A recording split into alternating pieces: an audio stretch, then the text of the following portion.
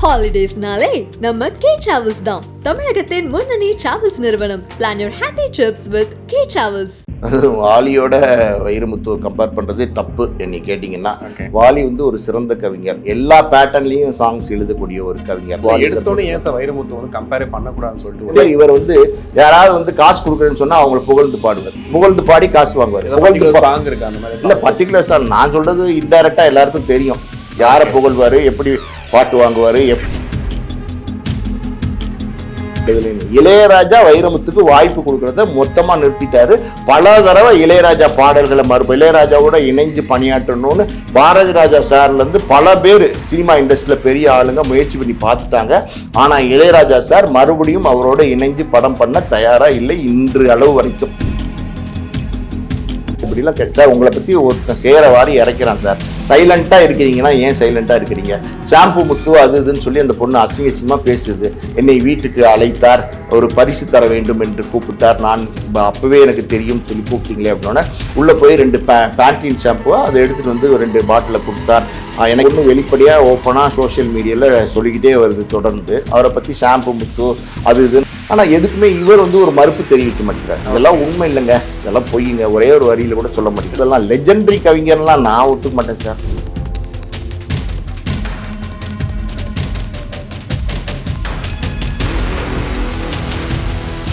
Again Tamil has the highest viewership in India, USA, UK, Dubai, UAE, Saudi, Malaysia, Singapore, Norway, Sweden, Switzerland and Denmark. Join us and take your business to the world. உலகெங்கும் வாழும் ஆகாயம் தமிழ் நெஞ்சங்களுக்கு Christian அன்பு வணக்கம். நம்மோடு cinema விமர்சகர் மற்றும் Oscar movie producer Balaji பிரபு இணைஞ்சிருக்கார். வணக்கம் சார். வணக்கம். எப்படி இருக்கீங்க சார்? நல்லா இருக்கேன் சார். கவிஞர்களை பற்றி பேசும்போது அவங்க எந்த சுச்சுவேஷன் கொடுத்தாலும் பாட்டு எழுதி கொடுப்பாங்க அப்படின்ற மாதிரி நிறைய கவிஞர்களை சொல்லலாம். அதில் குறிப்பாக பார்த்தீங்கன்னா வைரமுத்து வாலியை சொல்லுவாங்க. அது என்ன சுச்சுவேஷன் கொடுத்தாலுமே அதுக்கேற்ற மாதிரி கொடுக்கக்கூடிய ஒரு வைரமுத்து அப்படின்னு. இன்னொரு பக்கம் வாலியை சொல்லும் போது அந்த காலகட்டத்துக்கு ஏற்ற மாதிரி ஒரு காலகட்டத்தில் ஒரு வார்த்தை ரொம்ப பெருசாக போயிட்டு இருக்கு அப்படின்னா வாலி அதை கரெக்டாக பிடிச்சி பாட்டில் பயன்படுத்துவார்னு சொல்கிறாங்க. இந்த கம்பேரிசன் எப்படி பார்க்குறீங்க? வாலியோட வைரமுத்துவை கம்பேர் பண்ணுறதே தப்பு என்னை கேட்டிங்கன்னா.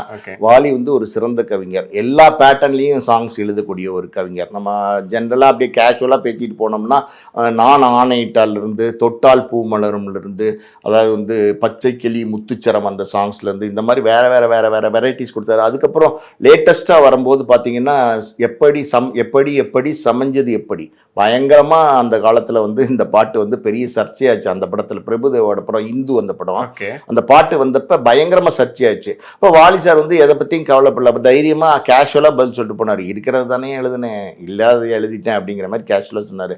அதுக்கப்புறம் பாத்தீங்கன்னா லாலாக்கு டோல் டப்பிமாங்கிற மாதிரி சாங்ஸ் எழுதினாரு. அதுக்கப்புறம் விஜய் சாரு அஜித் சார்லாம் என்ட்ரி ஆனதுக்கு அப்புறம் கூட பாத்தீங்கன்னா தொட்டபட்டா ரோட்டு மேல முட்டை பரட்டா, அதாவது வந்து ஒரு சாங் அது ராஜான்னு ஒரு ஹிந்தி பாட்டு, அது அக்கிமிலா அப்படின்னு ஒரு சாங் இருக்கும். அதை உல்டா பண்ணி தான் தேவா போட்டாரு. புரியுதா உங்களுக்கு? அந்த சாங்கை போடும்போது அப்படின்னாரு. டக்குன்னு வாலி வந்து உட்காந்தாரு. அது ஏன் நான் கரெக்டாக சொல்றேன்னா அந்த படத்தை விஷ்ணு படத்தோட ப்ரொடியூசர் நான் தான், பக்கத்தில் நான் இருந்தேன் அந்த கம்போசிங்ல. உடனே அதாவது வந்து இந்த பாட்டு வாலி சார் எழுதலாம் டிசைட் பண்ணி கூப்பிட்டு வந்தாங்க. அதே மாதிரி ஒரு வெத்தலையை போட்டுட்டு போடுங்க மறுபடியும் போடுங்க தேவா அப்படின்னாரு.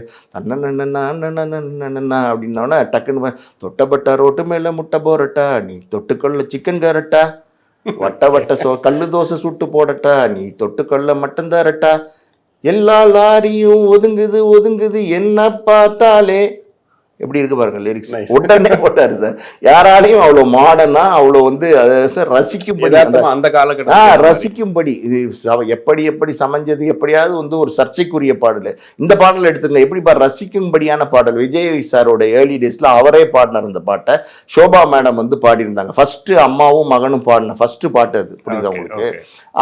அது அந்த காலத்துல மிகப்பெரிய வெற்றி படமா அமைஞ்சிச்சு. அதுக்கப்புறம் பாத்தீங்கன்னா முஸ்தபா சாங் வரைக்கும், அதுக்கப்புறம் நம்ம இந்த இன்னமும் ஒரு படத்துல நல்ல இந்த காதல் தேசத்துல கூட நிறைய சாங்ஸ் நல்ல சாங்ஸ் போட்டுருக்காரு. நிறைய வெரைட்டிஸ் ஆஃப் சாங்ஸ் வந்து எடுத்தோன்னே ஏன் சார் வைரமுத்து வந்து கம்பேரே பண்ணக்கூடாதுன்னு சொல்லிட்டு எனக்கு கம்பேர் பண்றதுலே உடன்பாடு இல்லை. அவர் வந்து எப்படின்னா அவருடைய அந்த இலக்கியம் இருக்கு பார்த்தீங்களா, அதை வந்து உள்ள புகுத்துவார். அதை வந்து இந்த போராளே பொண்ணு தாயி அப்படின்னு ஆரம்பிப்பார். புரியுதா உங்களுக்கு? பாரதி ராஜா சார் படத்துக்கு அது தேவைப்பட்டா கூட அவருடைய இலக்கியம் ஈஸியா புரியுற மாதிரி, மக்களுக்கு புரியுற மாதிரி பாடல்கள் எழுதலை. இப்ப வந்து வாலி சார்லாம் அப்படி எழுதினார். நம்ம கண்ணதாசன் சார்லாம் இந்த லிஸ்ட்லேயே கொண்டு வரக்கூடாது. வைரமுத்துவோட கம்பேர் பண்ணி நினைச்சு கூட பார்க்க கூட முடியாது. அப்படி ஒரு கவிஞர் வரலாம். டோட்டலா எல்லாமே வந்து சார் அவங்கெல்லாம் அவங்களோட பாடல்கள்லாம் பாருங்க, எளிமையான பாடல்கள். அதாவது வந்து ரொம்ப கேஷுவலா ஒரு வந்து நினைக்க தெரிந்த மனமே உனக்கு மறக்க தெரியாதா, இந்த மாதிரி சாதாரணமான வரிகள் தானே. அது எப்படி கொண்டு போய் ரீச் பண்ணாங்க, எப்படி போய் ரீச் ஆச்சு இந்த மாதிரி பாடல்கள். இந்த மாதிரி எல்லாம் வந்து பாடல்கள் எழுதுனாங்க. வைரமுத்து சாரை பொறுத்த வரைக்கும் அவர் நல்ல கவிஞர் இல்லை அப்படின்னு மொத்தமா நம்ம வந்து குற்றம் சொல்லிட முடியாது. பட் என்னன்னா அவருடைய பர்சனலா சில விஷயங்கள் இருக்கு பார்த்தீங்களா, அது வந்து ஒரு ஆளுமையான ஒரு கவிஞரா இருக்க மாட்டார். ஆமா, அரசவை புலவர்கள் இருப்பாங்க அந்த காலத்துல. அவங்க பாத்தீங்கன்னா ராஜா கிட்ட போவாங்க, என்னை புகழ்ந்து ஒரு பாடல் பாடு, உனக்கு 100 பொற்காசுகள் தருகிறேன் அப்படின்வாங்க. டக்குன்னு ஒன்று ராஜா பத்தி புகழ்ந்து பாடுவாங்க. அதே மாதிரி இவர் வந்து யாராவது வந்து காசு கொடுக்குறேன்னு சொன்னா அவங்களை புகழ்ந்து பாடுவார், புகழ்ந்து பாடி காசு வாங்குவார். இல்ல பர்டிகுலர் சார், நான் சொல்றது இன்டைரக்டா எல்லாருக்கும் தெரியும், நான் டைரக்டா சொல்ல விரும்பல. ஓகே, இல்ல நீங்க கரெக்டா சொல்றீங்கல்ல. இல்ல உண்மைதான். புகழ்ந்து பாடுனா பாட்டு பாடுறது மட்டும் அர்த்தம் கிடையாது. புகழ்ந்து பேசுவார். ஐயோ ஐயா, நீங்கள் உங்களை மாதிரி ஆளுமை உண்டால் தமிழ் உங்கள் தமிழ் உங்கள் நாவிலே தளதளக்குமே வளவளக்குமே அப்படிலாம் பாடுவார். எந்த கவிஞரா அப்படி பாடியிருக்காங்களா? வைரமுத்து மாதிரி யாராவது பாடியிருக்காங்களா? குருவிக்கரமை சண்முகம் பாடியிருக்கிறாரா? முத்துலிங்கம் பாடியிருக்கிறாரா? எத்தனை கவிஞர்கள் அந்த காலம் இருந்தாங்க. புலமை பித்தன் பாடியிருக்கிறாரா? ஆனால் இவர்கிட்ட போங்க சார், பெரிய ஆளுங்க ஒரு பார்ட்டி அப்படின்னு சொன்னால் போதும், ஐயா உங்களை மாதிரி ஒரு ஆளை நான் ஆளுமை, ஐயோ அதிபர் நான் பார்த்ததில்லை, நான் பார்த்ததிலேயே பெரிய உயர்ந்த மனிதர், ஒரு உயர்ந்த மனிதரும் இருக்க மாட்டார். இவருக்கு தேவை அங்கேருந்து ஒரு அமௌண்ட் வரணும், அதனால பாராட்ட ஆரம்பிச்சிருவார். இல்லை சார், தனிப்பட்ட முறைன்னு சொல்லிட்டு எடுத்தோடனே அதை அழுத்தமாக சொன்னீங்க. தனிப்பட்ட முறையில் பண்ண சில விஷயங்கள் வந்து அவருடைய கெரியரை பயங்கரமாக பாதிச்சுன்னு சொன்னீங்க. சார் நான் சொல்ல வர்றது என்னன்னா சார், தனிப்பட்ட முறை அப்படிங்கிறதோட இப்படி சொல்லலாம். அதாவது வந்து ஒரு ஆளுமை மிக்க கவிஞர் கிடையாது. கவிஞர்களுக்கு எப்பவுமே ஒரு கர்வம் இருக்கும். அந்த கர்வம் வைரமுத்துவிடம் இல்லை. கர்வம் வந்து வைரமுத்துவிடம் இருக்கு, வேற மாதிரி கர்வம் இருக்கு. அப்புறம் ஒரு மேடையில வந்து இளையராஜா சொன்னாரு, சிறந்த கவிஞர் கண்ணதாசன் தான் அப்படின்னு சொன்னாரு. உடனே வந்து இவர் அதே மேடையில வந்து எனக்கு தெரிஞ்சு நல்ல இசையமைப்பாளர் வந்து MS விஸ்வநாதன் தான் அப்படின்னு சொன்னாரு. இந்த மாதிரி ஏதாவது போட்டிக்காண்டி ஏதாவது பேசுவாரே தவிர, மற்றபடி நீங்க இதே வந்து கொஞ்சம் இறங்கி போகணும்னு சொன்னீங்கன்னா டக்குன்னு இறங்கிடுவாரு. ஆனா இளையராஜா மட்டும் ஏன் இறங்கவே இல்லை? இல்ல இளையராஜாட்ட இறங்கல, இளையராஜா வைரமுத்துட்ட இறங்கல. நீங்க கேள்வியே மாத்தி கேட்கறீங்க. இளையராஜா வந்து வைரமுத்துவை அறிமுகப்படுத்தினார். இதுல ஒரு சுவாரஸ்யமான விஷயம் சொல்றேன் கேளுங்க. எங்க அப்பா வந்து டைரக்டர் M. பாஸ்கர், புரியுதா உங்களுக்கு? பைரவி படத்தினுடைய இயக்குனர். ரஜினி சாரை ஃபர்ஸ்ட் ஹீரோவை அறிமுகப்படுத்தின இயக்குனர். அவர் வந்து தன்னுடைய ஆஸ்கார் மூவிஸ் தயாரிப்பு நிறுவனமாக சூளம்னு ஒரு படம், முதல் படம் தயாரிப்பு நிறுவனத்தில் தயாரித்து ப்ரொடியூஸ் பண்ணுறாரு. அந்த படத்துக்கு இளையராஜா சார் வந்து வைரமுத்து சாரை அப்பா கிட்ட அறிமுகப்படுத்துறாரு. சமகாலத்தில் பாரதி ராஜா சார்ட்டையும் அறிமுகப்படுத்தியிருக்கலாம், அது வேற விஷயம். அறிமுகப்படுத்தும் போது 2 பாடல்கள் வந்து அவர் கொடுக்கப்படுது. வைரமுத்து சார் எழுதுறாரு, நல்லா இருக்கு இந்த பாட்டு, நம்ம யூஸ் பண்ணிக்கலாம்னு சொல்றாரு. அப்பா அப்ரூவல் கொடுக்குறாரு. சூளம் படத்துக்கு காலையில ஒரு பாட்டும் மத்தியானம் ஒரு பாட்டும் ஒரே நாள்ல 2 பாட்டு ரெக்கார்ட் ஆகுது. வைரமுத்து சார் தமிழ் சினிமால ஃபர்ஸ்ட் பாடல்கள் எழுதுனது சூளங்கிற படத்துக்கு தான். ஓகேவா? அந்த படத்துல ராதிகா ஹீரோயின் நடிச்சிருப்பாங்க. ஆனா அவர் வந்து நிலகள் படத்துக்கு அதுக்கப்புறம் அவர் பாடல் எழுதி அதுக்கப்புறம் அவர் வந்து ரெக்கார்டாகி எல்லாம் பண்ணிச்சு. நிலகள் படத்தை தான் தன்னுடைய முதல் படமா சொல்றாரு. எல்லா இடத்துலையும் பொன்மாலை பொழுது அது ஹிட் ஆனோன்னா, மடை திறந்து பாட்டெல்லாம் ஹிட் ஆனோன்னா, அதுவும் இளையராஜா தான். பாட்டெல்லாம் ஹிட் ஆனோன்னா என்னுடைய முதல் படம் நிலகள் அப்படின்னு எல்லா இடத்துலையும் அன்னைக்கு பிரிண்ட் மீடியால சொல்றாரு. அங்கேயே போய் நான் பல யூடியூப் சேனல்ஸில் பல மீடியாவில் நான் சொல்லிட்டேன், சூளம் படத்து தான் வைரமுத்துவோட முதல் படம்னு. ஆனால் வந்து அது இன்னைக்கு வரைக்கும் காலங்கள் கடந்து கிட்டத்தட்ட 45 வருஷ காலங்கள் கடந்து கூட உண்மையை ஒத்துக்க மறக்கல. அதுல என்ன பிரச்சனை சொல்றது? ஒரு பிரச்சனையும் கிடையாது. அதாவது வந்து ஒரு பாப்புலாரிட்டி, இந்த பாட்டுக்கு அந்த படத்தினுடைய பாடல்கள் பிரபலியம் ஆகல. எந்த படத்தினுடைய பாடல்கள், அதுவும் இளையராஜா தான் மியூசிக், பிரபலியம் ஆகல. இந்த படம் நிலகள் படங்கள் பாட்டு வந்து பிரபலியம் ஆயிருச்சு. சூளத்துக்கு ஒரே ஒரு மாசம் முந்தி ஒரு 15 நாள் கேப்புக்கு முன்னாடி நிலகள் வருது. உடனே நிலகள் பாட்டெல்லாம் பிரபலமானோன்னா யார் இந்த வைரமுத்து அப்படின்னு எல்லார் வெளிச்சமும் அவர் மேல படுது. பட்டோன்னே இந்த படம் தான் என்னோட முதல் படம்னு சொல்லிட்டாரு. இது வந்து சரியான விஷயம் கிடையாது. இது வைரமுத்து சார் மனசாட்சிக்கு தெரியும். இது நம்ம சொன்னது நம்ம 2வது படத்தை முதல் படமா சொன்னோம் அப்படின்னு வைரமுத்து சார் மனசாட்சிக்கு தெரியும். இது இளையராஜா சாருக்குலாம் தெரியும். புரியுது உங்களுக்கு? அதுக்கப்புறம் இளையராஜா சார் வைரமுத்து சாருக்கு தொடர்ந்து வாய்ப்பு கொடுத்துக்கிட்டே வராரு. நிறைய ஒரு 6-7 வருஷம் 6 வருஷமா நம்ம தான் அவங்க தொடர்ந்து டிராவல் பண்ணியிருக்காங்க. அதாவது சார் இந்த ஒரு விஷயம் இருக்கு பார்த்தீங்களா, என்னுடைய மியூசிக்கால தான் பாட்டால தான் மியூசிக். இந்த பஞ்சாயத்து வந்துருச்சுன்னா எங்கேயுமே நம்ம நிற்க முடியாது. அது வந்து யாருக்குமே அந்த எண்ணம் வரக்கூடாது. மியூசிக் தான் அப்படின்னு யாரும் சொல்லவும் கூடாது. ஒரு மியூசிக் டேரக்டர் பாட்டு தான் அப்படின்னு சொல்ல முடியாது. ஆனால் ஒரு பாட்டு இருக்கு இல்லையா, அந்த பாட்டை விட மியூசிக் ரொம்ப இம்பார்ட்டன்ட். இப்போ இளையராஜா சார் எல்லாம் பொறுத்தீங்கன்னா கேட்டுக்கிட்டீங்கன்னா அவர் வந்து நல்ல பெரிய ஜீனியஸ். மியூசிக் டேரக்டரை பொறுத்த வரைக்கும் அவர் 80களில் 90களில் கொடுத்த பாடல்கள்லாம் இன்னைக்கும் மறக்க முடியாத பாடல்கள். அவரை மாதிரியான ஒரு மியூசிக் டேரக்டர் இன்னிமே ஒருத்தர் பிறந்து வந்தா கூட முடியாது. அப்படி ஒரு ஜீனியஸ் இளையராஜா சார்.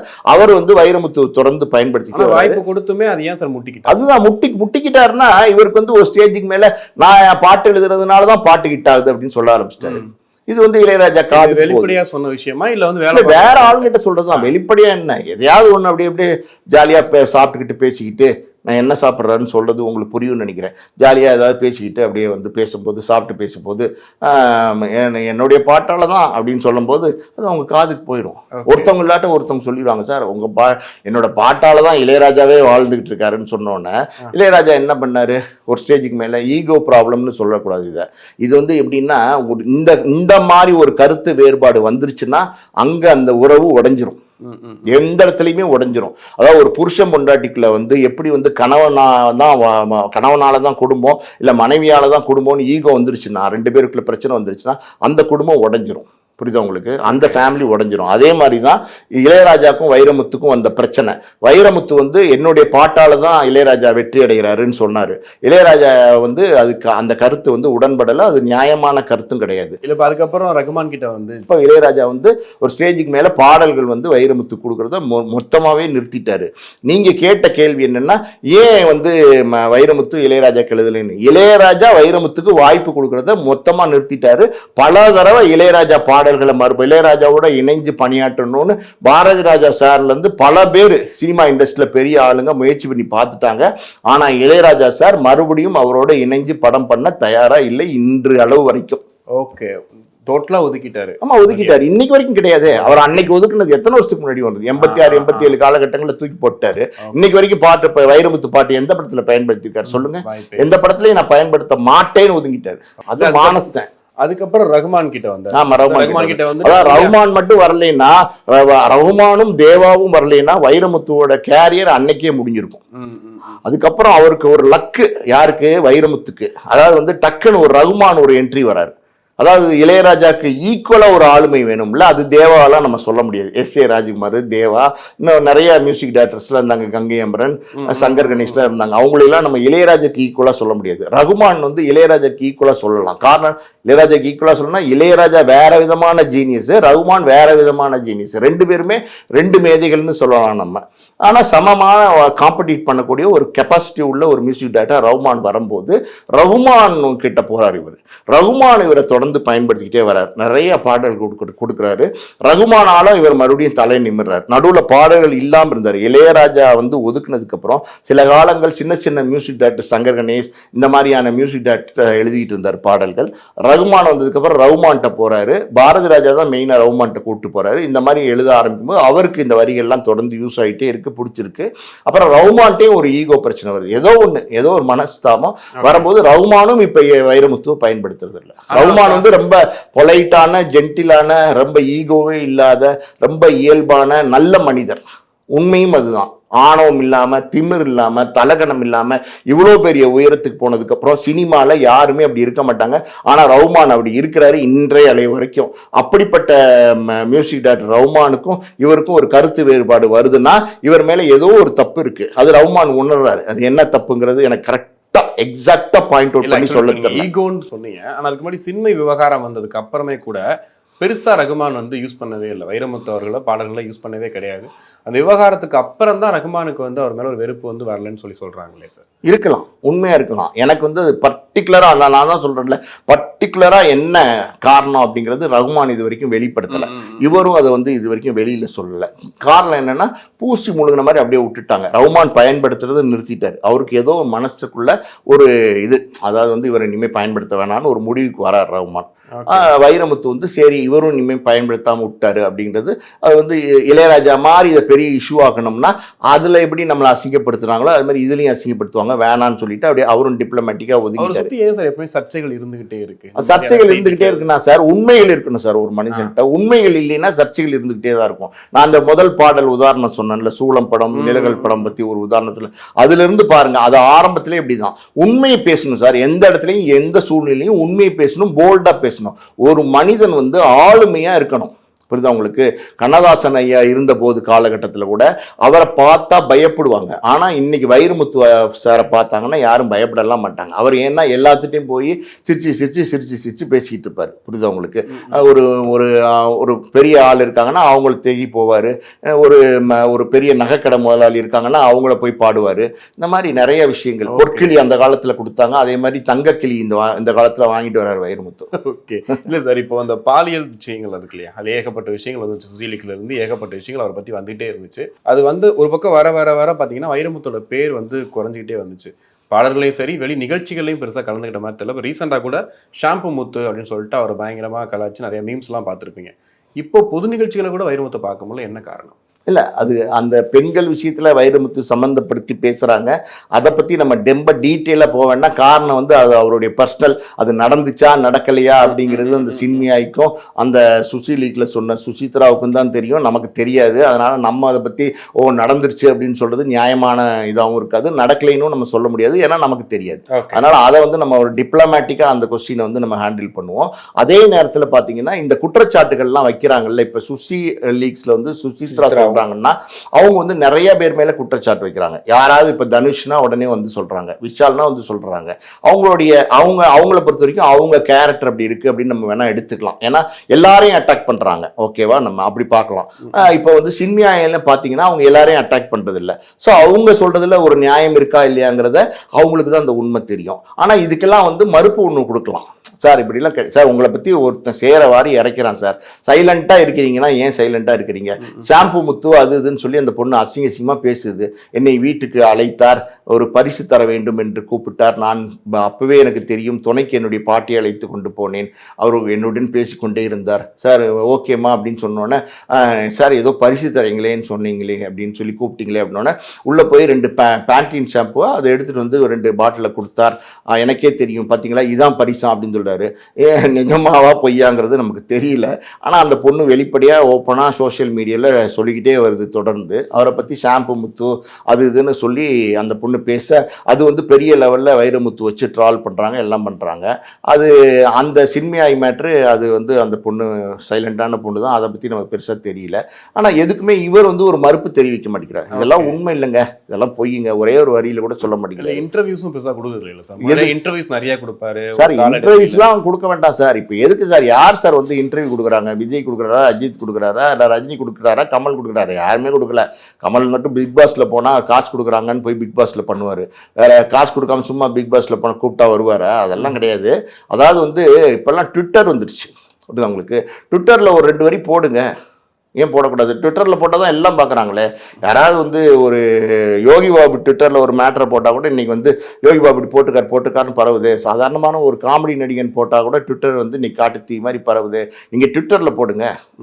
நீங்கள் வந்து எதுக்கு வந்து இன்டர்வியூ கொடுக்குறீங்க? யாரும் இன்டர்வியூவே கொடுக்க வேணாம். அவங்க மனசில் இருக்கிறத 2 வரியில் அழகாக அவங்களுடைய வைர வரிகளில் எழுதுங்க. நீங்கள் தான் அருமையான கவிஞராச்சே, ஏன் எழுதக்கூடாது? எழுதுங்க. ஏன் எழுதலை? ஏன் மறுப்பு தெரிவிக்கல? அப்போ எல்லாருக்கும் ஒரு டவுட் இருந்துக்கிட்டே தானே இருக்குது. பப்ளிக் பாயிண்ட் ஆஃப் வியூவில் நான் சொல்றேன், என்னோட பாயிண்ட் ஆஃப் வியூ கிடையாது, பப்ளிக் பாயிண்ட் ஆஃப் வியூல ஒரு டவுட் இருந்துட்டே தானே இருக்கு.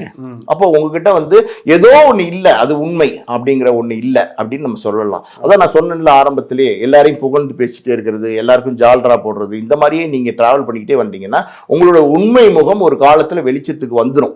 அந்த மாதிரி ஒரு உண்மை முகம் இப்ப வந்து யாரையும் யாரும் அட்டாக் பண்ணி பேசலாங்கிற நிலைமை வந்து இன்னைக்கு வந்துருச்சு. இப்ப சோசியல் மீடியாலாம் வந்ததுக்கு அப்புறம் எல்லாம் ஒரு காலத்துல பயந்துகிட்டு இருந்தாங்க, இவரை பத்தி பேசினா அப்படி ஆயிருமோ, அவரை பத்தி பேசினா இப்படி ஆயிருமோன்னு எண்ணங்கள்லாம் இருந்துச்சு இல்லையா, அதெல்லாம் இப்போ உடைச்சி எரிஞ்சிட்டாங்க. வா எல்லாரையும் பத்தி பேசுறேன், இவனை பத்தி பேசுறேன், அவனை பத்தி பேசுறேன், ரஜினிகாந்தை பத்தி பேசுறேன், கமலஹாசன், தப்பு இருந்தா நான் சொல்றேன் அப்படின்ற அளவுக்கு வந்துட்டாங்க இப்ப. அதனால இப்போ வந்து பெண்கள் வந்து அவங்க 2 பேர் வெளியில வந்து சொல்றாங்க, அதுக்கு அவர் மறுப்பு தெரிவிக்கல. இப்போ உண்மை முகம் வந்துருச்சா வெளியில, இல்ல வந்து இது உண்மை முகம் இல்லையா அப்படிங்கறது நம்ம டிசைட் பண்ண முடியாது, நமக்கு தெரியாது. இல்லை சார், இப்போ லெஜெண்ட் அப்படின்ற வார்த்தை யூஸ் பண்றோம்ல சார், அது மாதிரி ரொம்ப காலமா இருக்கக்கூடியவங்க, கவிஞராக இருக்கக்கூடியவர், இத்தனை பாடல்கள் கொடுத்துருக்காங்க, லெஜெண்ட்னு கூட சொல்லுவாங்க அவரை. இந்த மாதிரி இருக்கக்கூடிய ஒருத்தங்க இந்த மாதிரி ஒரு பேர் வாங்கிட்டு ஒரு ஃபேட் அவுட் ஆகி வெளியே போகிறாங்க. ஒருவேளை அந்த பாடல் வரிகள் வந்து கொஞ்சம் ஃபேட் அவுட் ஆயிடுச்சு, அப்டேட்டடாக இல்லைன்னு சொன்னால் பரவாயில்ல, இப்படி போகிறது இண்டஸ்ட்ரிக்கே ஒரு மாதிரி அவமானம் இல்லையா சார்? சார் இண்டஸ்ட்ரிக்கெல்லாம் என்ன சார் அவமானம்? இண்டஸ்ட்ரிக்கு இவர் வந்து இப்படி எழுதுறதுனால இண்டஸ்ட்ரியில இப்ப தலை குளிக்க கவிஞர்னு சொல்லியிருக்கோம் இல்லையா? இல்ல லெஜெண்டரியான கவிஞர்னு நம்ம சொல்றதெல்லாம், லெஜெண்டரி கவிஞர்லாம் நான் ஒத்துக்க மாட்டேன் சார். நீங்க சொல்றீங்க, எனக்கு அதுல உடன்பாடு இல்லை. அதாவது வந்து ஒரு நல்ல கவிஞர், கவிஞர் இல்லைன்னு நம்ம சொல்ல முடியாது, நல்ல கவிஞர், அவ்வளவுதான் நம்ம சொல்ல முடியும். லெஜெண்டரின்னு சொல்ல முடியாது, லெஜெண்டரிலாம் சொல்ல முடியாது சார். இதை விட நல்ல லெஜெண்டரி கவிஞர்கள்லாம் இருந்திருக்கிறாங்க. அதான் நான் சொன்னேன்ல, இவர் வந்து எளிமையா பாடல்கள் எழுத மாட்டாரு. அப்படி எளிமையா எழுதணும்னு வந்தானா கொண்டையில் தாளம்பூ, கூடையில் என்ன பூ, குஷ்பு அப்படின்னு சொல்லுவாரு. ரஜினிகாந்த் வந்து உட்காந்துட்டு அப்ப என் பேர் வராதா அப்படின்னோடனே எல்லாமே ரஜினி தான் அப்படின்னு எழுதுவாரு. இப்படி எழுதுவர் வந்து எப்படி நம்ம லெஜெண்டரி கவிஞர்னு நீங்க சொல்றீங்க? இந்த பாட்டு வந்து கம்போசிங் பண்ணும்போது ரஜினி சார் போனாராம், ஐயோ குஷ்புவா, அவர் எல்லாரையும் அப்படிதான் பேசுவார், ஐயோ குஷ்புவா, ஓ குஷ்பு குஷ்பு, சூப்பர் சூப்பர், அப்ப என் பாட்டு என் பேர் வராதா அப்படின்னோடனே உங்க பேர் வரும், வாங்க ரஜினி ரஜினி அப்படின்னு கொண்டு வந்துடுறேன், சூப்பர் ஸ்டார் அப்படின்னு யாருன்னு கேட்டா எதாவது ஒண்ணு எழுதி கொடுத்து ஒரு இன்வால்வ்மெண்டா எடுத்துக்கூட ஒரு இன்வால்வ்மெண்டா. அதெல்லாம் இன்வால்வ்மெண்ட் இல்லை சார். இப்ப கண்ணதாசன் போய் இப்படி கேளுங்க, கொடுப்பாரா எழுதின்னு பார்ப்போம். ரஜினி போய் கேட்க சொல்லுங்க. இதே மாதிரி குஷ்புன்னு ஒரு பாட்டே முதல்ல எழுத மாட்டார். கொண்டையில் தாளம்பூ, கூடையில் என்னப்பூ, குஷ்பு அப்படின்னு ஒரு பாட்டே எழுத மாட்டார். அப்படியே எழுதி ரஜினி அந்த கம்போசிங்ல இருக்காருன்னு வச்சுக்கோங்க, ஐயா என் பேர் வராதான்னா எஞ்சி போ அப்படின்ட்டு வரும் முதல்ல. புரியுது உங்களுக்கு? உட்காந்தே பேச முடியாது, உட்காந்து பேசுறதுக்கே பயப்படுவாங்க. இவர்கிட்ட போய் எல்லாரும் ஜாலியாக சேர் போட்டு உட்காந்துக்கிட்டு என் பேரையும் கொஞ்சம் சொல்லுங்களேன்ப்பா அப்படின்னோடனே ஓகே காசு கொடுக்குறாங்க, உங்கள் பேரையும் எழுதிடுவோன்னு எழுதுவார். எனக்கு சன்மானம் கொஞ்சம் கூட்டி கொடுத்து விடுங்கள், 1 லட்சத்துக்கு பதில் 2 லட்சமாக கொடுத்து விடுங்கள் அப்படிங்கிறாரு. அப்புறம் புது டைரக்டர்ஸ் நிறையா வராங்க. இப்போ வைரமுத்துன்னு பாப்புலாரிட்டியான நேம் இருக்குது, அதை வச்சு நிறைய கேஷ் பண்ணுறாரு. பல விஷயங்கள் இருக்குது சார். இல்லை தனிப்பட்ட முறையில் எப்படிப்பட்டவர் சார் நீங்கள் பார்த்த வரைக்கும்? இத்தனை ஆண்டு காலமாக சினிமாவில் பார்த்துருப்பீங்க. எனக்கு வந்து சார், எனக்கு எங்கள் அப்பா சொல்லி ஒரு விஷயம், அது வந்து வைரமுத்து மேலே எனக்கு அந்த காலத்திலேருந்தே வந்து நல்ல அபிப்பிராயம் கிடையாது. அதாவது நான் சொன்ன அந்த முதல் பாடல் விஷயத்தில். அதனால் வந்து அதுக்கப்புறம் தொடர்ந்து அவருடைய பாடல்கள்லையும் எனக்கு சில பாடல்கள்லாம் நல்ல பாடல்கள் இல்லைன்னு நம்ம மொத்தமாகவே வைரமுத்து வந்து நல்ல கவிஞர் இல்லை அப்படின்னு நம்ம ஒதுக்கிட முடியாது. அது நியாயமாகவும் இருக்காது, அது நியாயமான விவாதமாகவும் இருக்காது. அதாவது வந்து ஒரு ஆளுமையான கவிஞர் வைரமுத்து அப்படி இல்லைன்னு நம்ம என்ன சொல்லலாம். அதாவது வந்து சூழ்நிலைக்கு ஏற்ற மாதிரி தன்னை இறக்கிக்கிறாங்க. அது இல்லை, அந்த இறக்குகிற பழக்கம் இருந்துச்சுனாலே உங்களுக்கு அந்த ஆளுமைங்கிறது வந்து வராது. வாலி அந்த மாதிரி பண்ண மாட்டார். வாலி அந்த மாதிரி பண்ண மாட்டார். வாலிக்கிட்டே எல்லாம் போனால் அவரெல்லாம் வேற மாதிரி திட்டி விட்டுருவார், வெத்தலை போட்டு டக்குன்னு கார் துப்பி விட்டுருவார். இதுதான் உண்மை. இல்லை உண்மை, நீங்கள் வாலிக்கிட்டே எல்லாம் போய் எல்லாம் கேட்க முடியாது. அதாவது எனக்கு சார், எனக்கு எப்படி சமைஞ்சது எப்படி அப்படிங்கிற மாதிரி ஒரு பேட்டர்னில் ஒரு பாட்டு கொடுங்கன்னா அவர் எழுதுவார்.